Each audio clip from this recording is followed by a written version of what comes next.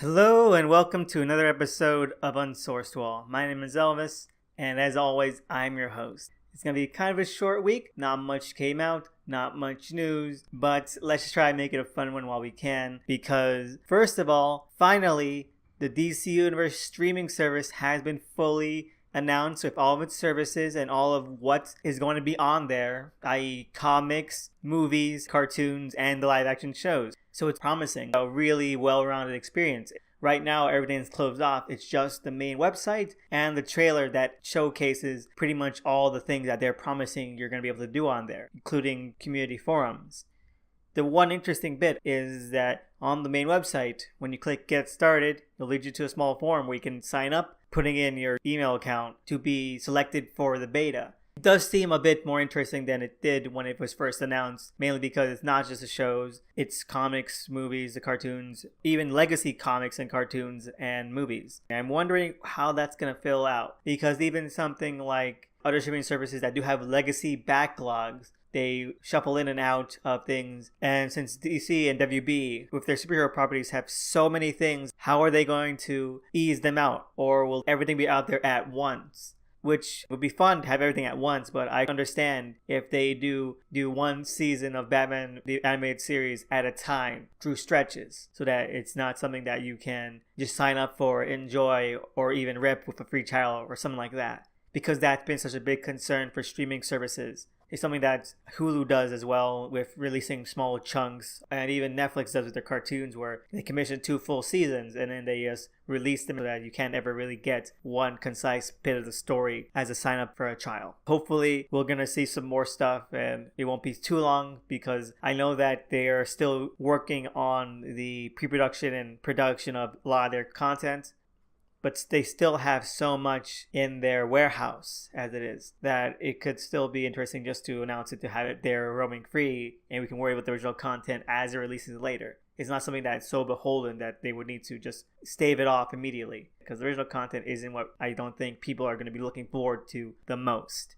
But speaking of television, Jeremy Irons has been cast as the lead in the Watchmen TV show, which, as we said before, is a TV show that is set in the universe of Watchmen, but set in the present day, years after the events of the main graphic novel.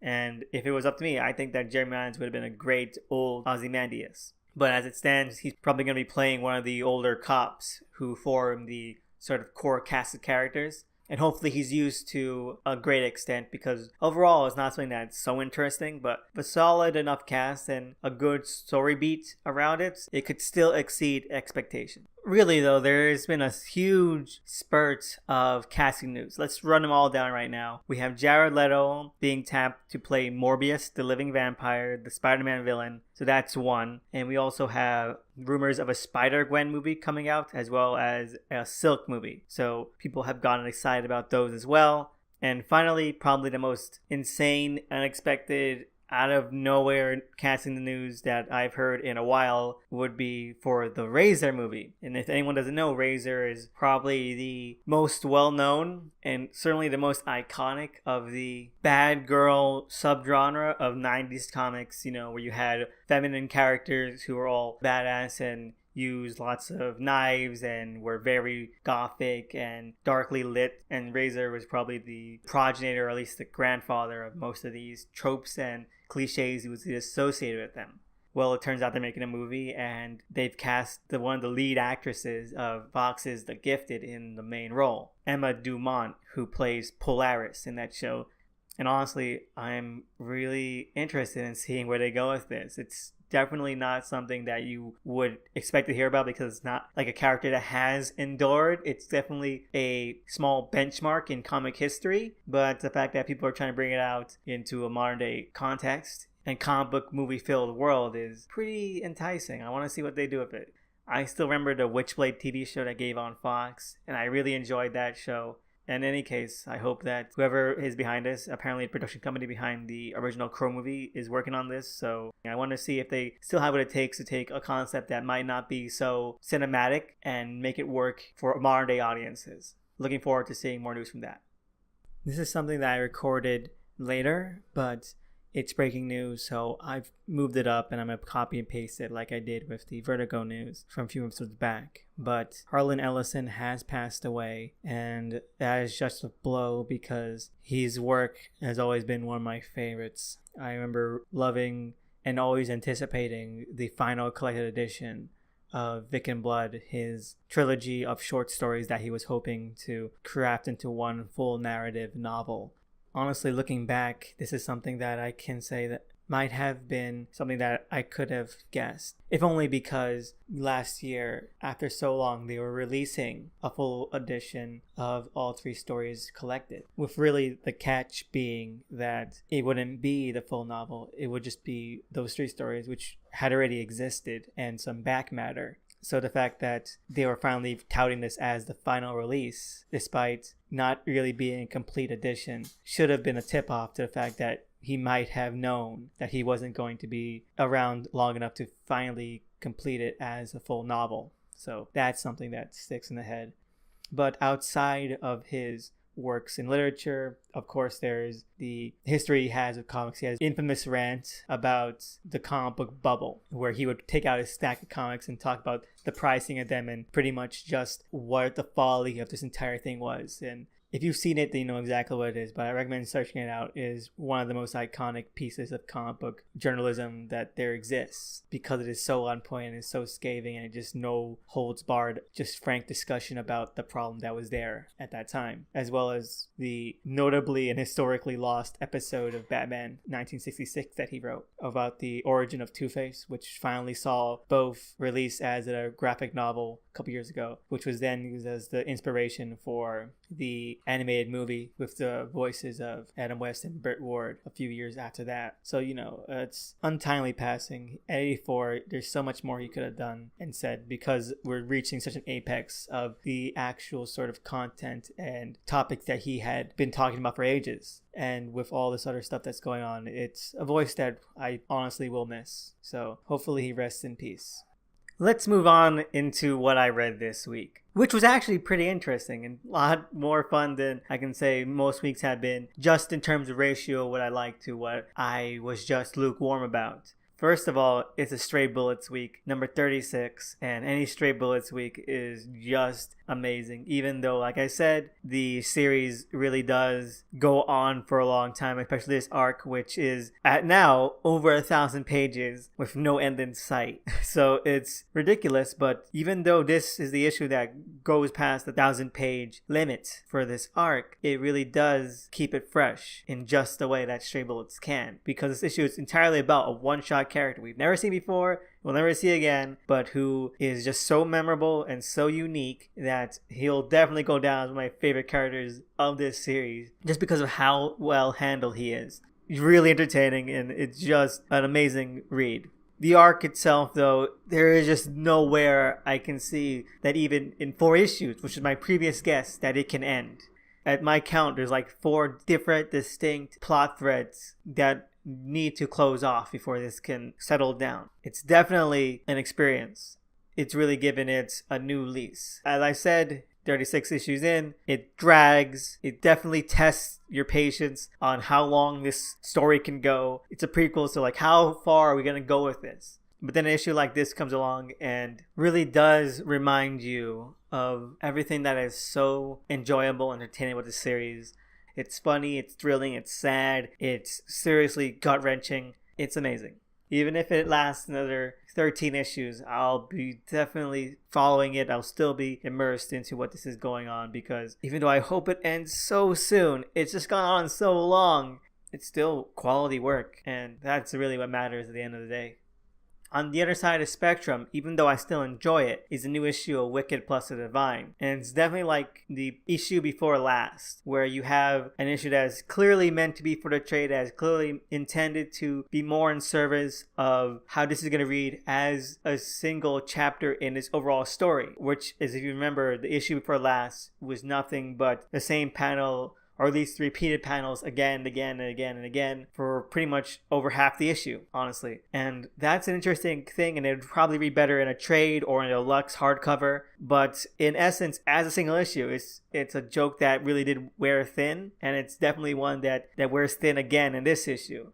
I do enjoy what this issue does, and like I said, my main pleasure in this series is how the plot unfolds and what things develop, rather than like say the characters, which I know have always been a very polarizing issue with The Wicked Plus the Divine. But so far I'm still entertained, I'm still engaged in seeing what direction the narrative takes, because really I feel much more interested by that aspect more than anything else.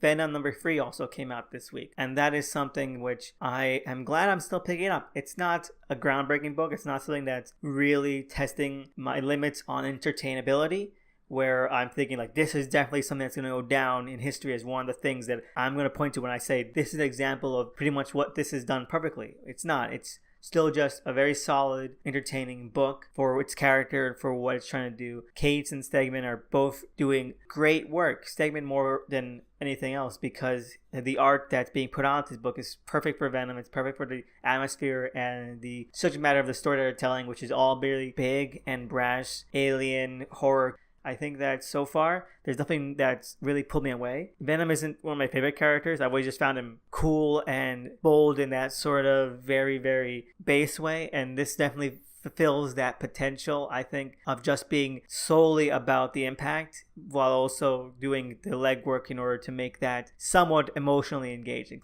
I liked his interactions with Miles. Probably the first time I ever liked Miles in anything, so chalk that up for a win. And honestly, the whole idea of the symbiote god and all this trouble that Eddie is going through simply because of how overbearing it is and how completely horrifying it would be just by sheer intensity, which Stegman pulls off excellently, then yeah, no, I'm definitely glad I put this on my pull list, and I'm going to be seeing this through to the end, or at least until it becomes unpalatable, which I hope it doesn't. I really hope it doesn't. We also have Bloodstrike Brutalist Part 2, which is the 23rd numbered issue. With Michelle Fief's run on this series, I have to say, it's definitely the most 90s accurate comic I've read in a while. Only because it's that weird mixture of when you read an old Image comic, and I know because I've reread some old Image comics very recently, just because I had the time and I felt bored. It captures that atmosphere and that whole mindset you have while reading it perfectly, and I'm not sure that's a good thing or if it's entirely a bad thing either. Because when you read something like that, and you read those old series, it can be kind of baffling. The art and the actual writing content that they're putting in, that they did put in, work at odds and leave you somewhat befuddled. And I can see why that would be appealing in a sense. Just caring about the art, just caring about what the impact is, and it can be really cool. But then you're just really confused about what's going on, why it's going on, and you can't really seem to concentrate on the actual writing content no matter how hard you try. I remember reading the original Gen 13 mini and just being completely lost at times. I would read the same pages again and again, and it just wouldn't gel together. It felt so disconnected and just so detached that it was just sort of like white noise, and that's what this definitely is. A bit more palatable, it's a bit more understandable, but there are definitely moments where I sort of just drift in and out of this story. But I can't say that I dislike it. It's definitely unique. It's definitely something that I am entertained in bits and pieces by. And it's definitely something that I want to go back and reread when it's all 3 issues are done, just to see if they hang well together. But also because it's fun. It's somewhat fun. It's somewhat fun to really get into. It's to just see these insane little set pieces, and really I think that's the magic, or at least that was one of the main cornerstones to early Image's hold on readers outside of the comic industry bubble. So honestly, if that was the intent, or if it's just a weird byproduct, then it's an accidental masterpiece in just capturing the sensibility and the actual sort of core of those series, which it has gone through some lengths to recapture. It even has the credits page exactly the same as old Image comics. Finally, probably the one thing I read this week that I did not enjoy was the finale to Kill or Be Killed number 20, because I don't think that Brubaker and Phillips, who I know have done stellar work and that they have a lot of fans, and honestly I'm not saying that they're a bad creative team, but it's just that a lot of the time they do let their style and their sort of storytelling aesthetic get in the way of being entertaining. And I'm going to say this about 3 of their most recent collaborations: Fatale, The Fade Out, and this one, where it's not the story that's the problem, it's just that the way presentation happens just sucks out all life from all 3 of these. The premise can be good and several issues and plot beats can be really, really entertaining. But then on an overall scope, I am just so bored and I find things just so bland within these 3 series. Kill or Be Killed, I think, has sort of the best handling of its own plot and its narrative and the energy and enthusiasm put into it, at least compared to The Fade Out, which was just dull mess, and Fatale, which is just a non-starter that definitely wants to be something more, while Kill or Be Killed definitely has both the characters and the plot developments working for it. It's just that due to the over-reliance on narration, it's really hard on reread. I read it full on, at least up to number 13. When I binged it, and it was just a great read. I was so enthralled by it. I was so desperately craving more of it. I went through those first 13 issues like that. It was just so great. And then going back to read it, I felt like the narration, which was rather playful and I thought really clever at the time, was now little more than just blocks and stalling for the actual plot beats to occur. Without the novelty of it for the first time, it became much more of a dragged out pace, very much more slow and honestly a lot more boring. And this issue of Kill or Be Killed just sort of rounds everything up in possibly the most trivial and trite way. It's a huge cliche. If this is the end game, this is the end point of it, then you just had like 20 issues of overblown and really, really plotting narration that led nowhere. And that's just disappointing. Fatale at least didn't have that problem. Its problem was that it was trying to be a horror comic and it was the most boring and honestly overblown and possibly the least horrifying horror comic. It was just a lot of trite cliches. The Fade Out was just a longer, more boring version of one of their criminal arcs, Bad Night. And again, I'm not saying that Brubaker or Phillips are bad creative team. I think that a lot of their stuff can be incredibly good. It's just that these 3 arcs, I think, are very much overindulgent to the point where they just work as art pieces and not really comics or a proper story, which is honestly a shame. And I hope that their next project, which is a graphic novel set in the Criminal universe, and Criminal, I think, is their most consistent series. So that at least has me interested in seeing what will happen in that one. Because I think with Criminal and with something that is not 20 issues or 18 issues, but is just one small singular work, like the miniseries that Criminal is comprised of, is like 4 or 5 issues each, then hopefully they will put more of a priority and a lot more of value on telling the story as it is, as it unfolds, without going into a lot of fluff, because that's how I feel about it. I feel like a lot of their recent works have just been lots of fluff, a lot of noir trappings that aren't really that great because they overuse them to the point where it's just a huge sort of blurry mess. Anyway, let's move on into listener questions. We only have one this week, and it is from Norin Radical. Their question is, who is my favorite member of Next Wave and what is my favorite issue? Now, Next Wave is definitely one of those comics that really does stick with you and just so well done. It is so funny and it is just a delight to read every single time because it has all that energy and all that pep to it that it doesn't really ever wear out, because it has that humor about itself that does speak out, that does endear the reader to it a lot more, because it's not taking itself in any way seriously, and for the times that it does are pretty engaging simply because they work in order to balance and to contrast all that has come before. So my favorite member would have to be, and it's not really the most controversial choice, but the captain, just because of that one small bit in one of the later issues with, Four Bushmen, who makes him see an idealized version of the sort of story he could be in. It's a very Alex Ross-esque little vignette, and it's so just amazingly hilarious because it's so played to the hilt, this pathos ridden and drama filled set piece, and it just works so well. It makes me crack up a little bit thinking about it.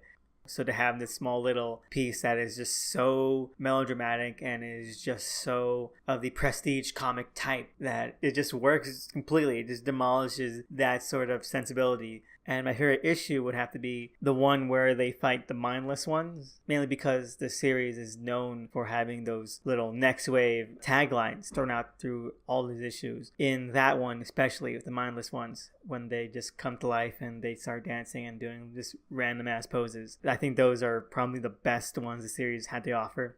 I'm looking at his page right now, and it's mindless ones just snapping their fingers in unison, jumping up the air in the middle of a street with the tagline saying "Next Wave, Dance Critters," and it's definitely one of my favorite issues. And thank you again, Norin, for the question, because just thinking about it makes me want to go back and reread it. It's such a delight. It's a great small little treasure of a series. The actual beats and set pieces of it just are so memorable and just so ever present, just because they are, again, like I was mentioning with what I read this week, this is one of those comics where you can point to it and say, this is a clear example of this aspect of comic books, and that's why I enjoy them so much. And pretty much just the entirety of the look at the obscure and less stellar side of Marvel Universe. It's just such a rich little premise. It's like the ambush bug for Marvel. And they even have Forbushman, who is the ambush bug for Marvel, does take that nugget of idea and expands upon it so well. And it's not limited. It's such a fruitful thing. And someday someone else will probably go back to that well and create the next wave. Even then, it just shines an example of, yeah, this is what you can do with comics. This is what you can do with continuity. This is what you can do with large superhero universes that have all this chaff and filler that never gets picked up ever again, which is fine, and I enjoy it, so thank you. Anyway, we have some breaking news. The Scout Kickstarter from Tim Truman and Benjamin Truman for Scout Marauder has made its goal with 10 days left to go. Now, one of the biggest warning signs for any Kickstarter is that even though people will promise a lot, when the Kickstarter closes, there might be a lot of people who back out. So we want to make sure there's enough people who have already donated so that if there's lots of backouts, we'll still have the goal met, which is always a shame when it does happen, but let's try not to make that happen here. I've committed to the $50 goal because the $50 goal gives you like everything Scout, digital copies of the original series, of War Shaman, the print edition, all this great stuff. So $50 is definitely every single bang for your buck you can possibly imagine. As usual, the print edition is several leagues down and a lot more cost effective. So either or, but honestly, I don't regret it. And this series is so great. I can't wait for it to start coming out. Other piece of news, Illuminated's great webcomic Mad Magic. They put it up on the best webcomics sites where you can vote for it for best webcomic. I'm going to put a link below for that. So if you have the time, also please vote for it. Let's get it up on the rankings. I think it's somewhere around the 13,000s. And it definitely belongs a lot higher than that. Thank you again for listening. As always, you can contact me if you have any questions, comments, or topics you would like to hear discussed on the show on my Twitter at THE_SNICKMAN. And an immortal thanks to the person who designed the cover art at DOTEMCEE, and just my ever-present appreciation for the people who listen, who support this show, and who give questions week by week. You're great, and I wouldn't be doing this without you, and just the feedback and the comments and everything. So thank you again, and see you next week.